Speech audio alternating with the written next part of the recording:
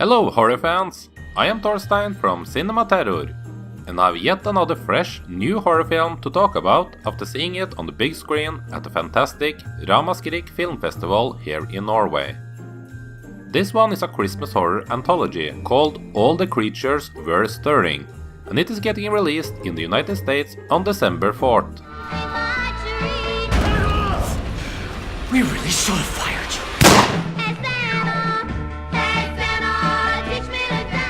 All the Creatures Were Stirring gives us 4 short stories that relate to Christmas in one way or another, delivered within a very funny wraparound. Since this is a new film that is still awaiting its release, I will not go much into each of the stories and what they are all about, so if I'm coming off very vague in my description of the film, then that is done on purpose to keep this as spoiler-free as possible. The 4 stories, 5 if you include the wraparound, has a wide variety to them, and I'm also happy that they did not go overboard with the Christmas part of it. They did not attempt to do what others had done before by having an evil Santa, killer elves or stuff like that. Instead, they come up with new, interesting stories to tell that stands on their own and does not remind you of previous horror films set at Christmas. We get fresh new creative stuff that involves demons, aliens and other weird stuff that you would probably not have guessed beforehand. As expected with all anthology movies, there will be segments that you will enjoy and dislike, and All the Creatures Were Stirring does not avoid that by being able to give us 4 great stories, but they were not far from either. I thought 2 of the stories were marvelous, 1 was okay, and 1 was poor. That's not a bad average at all, especially as this looks like it was a small indie production.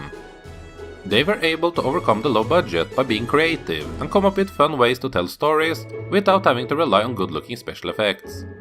The 2 best segments work so well because of how unique and well thought out they were, even if you can spot some influences from stuff like Tales from the Crypt and The Twilight Zone. Is dinner ready yet? Merry Christmas! Tails on bobtails ring.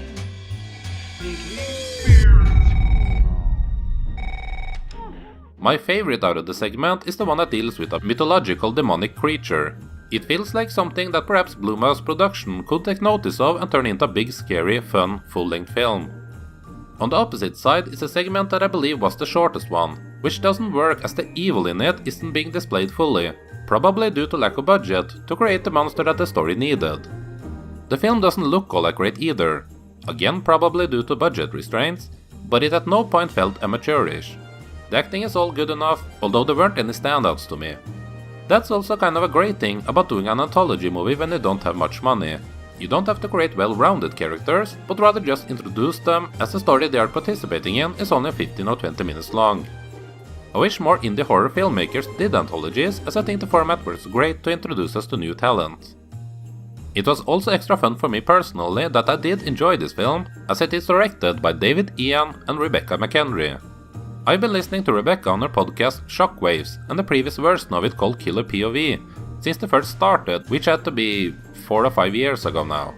It was cool to see how her humor got translated onto the screen, and it is the humor of the film that is the best part. I kept consistently laughing throughout the entire film, especially whenever it goes back to the hilarious wraparound. The best you can hope for when creating such a low-budget movie is that it manages to display your skill and talent, and I do hope that this film will get the McHenrys the opportunity to do a bigger film in the future. I'm sure they already have plenty of stories and ideas ready to go.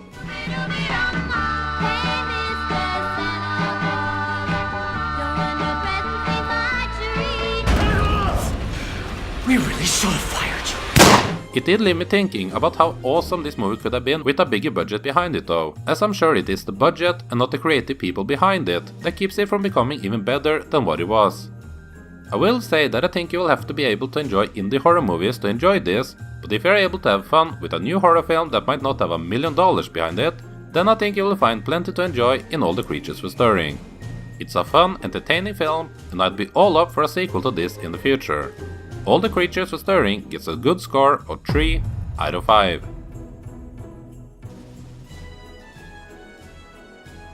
What are your favorite Christmas horror movie? Or favorite horror anthology from the last 10-15 years? Let me know about it in the comment section below. I have done a review for a mostly forgotten anthology film from 1983 called Nightmares. That's also a good one, so if horror anthologies are your thing, then check out that video as well. Hope you enjoyed the review and that you will keep coming back to watch more in the future here on Cinema Terror. Thank you.